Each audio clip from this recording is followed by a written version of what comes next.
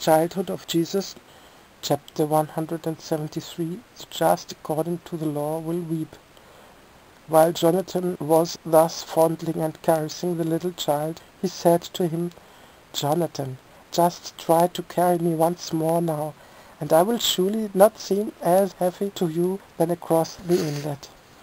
And Jonathan, full of love and joy, took the little child on his arms and found him to be as light as dawn. At this he asked the little child, "My Lord and my God, how on earth can I grasp that? Over by the sea you were the burden of a world to me, but here you are as light as a feather." And the little child answered, "Jonathan, as it was with you, so it will be with everyone. For my great burden lies not with me, but with the law of Moses. When you did not know me, but only the law, and carried me upon your shoulder, it was not my burden, but only the law's burden that pressed on your shoulder with the weight of a world. But now you have recognized me in your heart as the Lord over Moses and over the law, and behold, the burden of the law is no more with me, the Lord of the law. And that is how all those who carry the burden of the law will fare in the future according to the Spirit. Truly, I tell you, the just according to the law will weep and gnash their teeth, but the Lord will sit at the table in the houses of the sinners, and will heal them, and accept them as his children. I shall seek the lost, I shall heal, redeem, and set free the sick, those in hard bondage, and the oppressed. But the just according to the law shall depart out of my house unjustified. Truly I tell you, the tax collectors and sinners I shall praise in my house, but the just I shall shoulder with a strong burden before me in my house.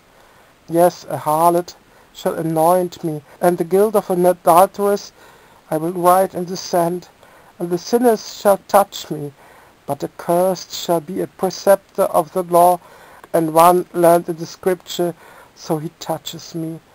Those whom the burden of the law has killed, I shall pull out of their graves. But for the preceptors of the letter of the law, I shall make the gateway to life as narrow as the eye of a needle." At these words, Joseph was shocked and asked, "But my dear little child, what terrible things are you saying? God after all gave the law, so why should a sinner be better than one that is just?" And the little child replied, "God has indeed given the law, but only for the heart, and not for the wisdom of the world.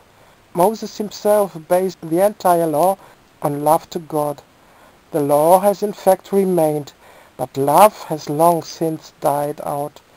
For a law in which there is no more love is useless, and he who keeps it without love is a dead slave thereto.